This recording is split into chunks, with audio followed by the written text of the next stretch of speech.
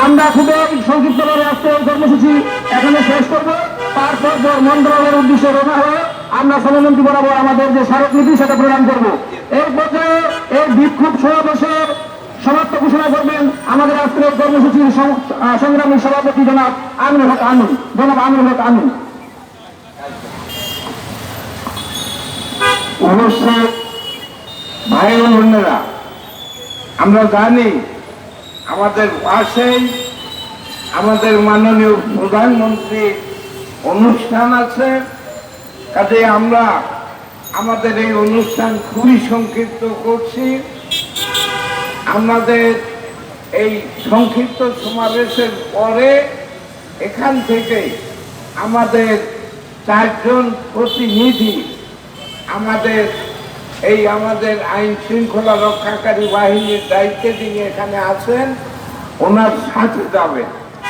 আর আমরা স্মারকলিপি সহ আর আমরা বাকিরা মিছিল নিয়ে আমাদের অফিসের দিকে যাব এবং স্মারকলিপি নিয়ে আমাদের নেতারা এই রামজিরা রেফারেন্সে যে সমস্যা 4 মাসের বেতন 3 মাসের বেতন সেটাও বকেয়া, ঈদের বোনাস সেটাও দেওয়া হয় নাই, যাতে এগুলি পরিশোধ হয় এবং যাতে অবিলম্বে কারখানা খুলে দেওয়ার ব্যবস্থা করা হয়, এটা নিয়ে আমাদের যারা যাবেন নেতারা তারা কথা বলবেন। এবং আমরা এই কথাটা পরিষ্কারভাবে বলতে চাই, আগামী 1 সপ্তাহের মধ্যে যদি এই কারখানা খোলা না হয়, যদি বকেয়া বেতন ভাতা ঈদ বোনাস দেওয়ার ব্যবস্থা করা না হয়, তাইলে আমরা মন্ত্রীর কাছে না, দরকার হলে প্রধানমন্ত্রীর কাছে আমরা স্মারকলিপি দিতে বাধ্য হব।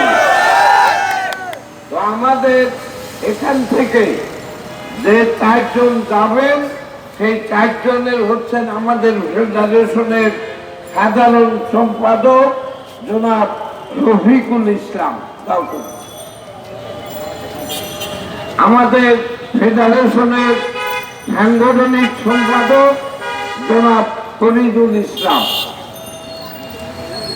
যাবেন, একতা গার্মেন্টস শ্রমিক ফেডারেশনের সিনিয়র সহসভাপতি মিসেস সীমা আক্তার,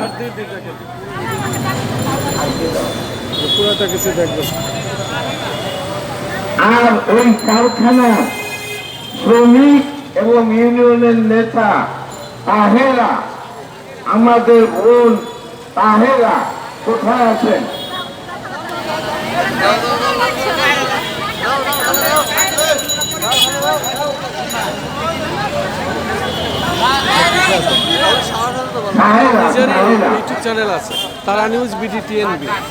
আমাদের নেতা রফিকুল ইসলাম, ফরিদুল ইসলাম, সীমা এবং ওই কারখানার শ্রমিক এবং ইউনিয়নের নেতা আমাদের বোন সাহেরা, এই 4 জন আমাদের এইখানে আইন শৃঙ্খলা রক্ষাকারী বাহিনীর দায়িত্বে যিনি আছেন তার সাথে যাচ্ছেন, গিয়ে ওখানে স্মারকলিপি দেবেন এবং আমাদের যে বক্তব্য সেটা তুলে ধরবেন।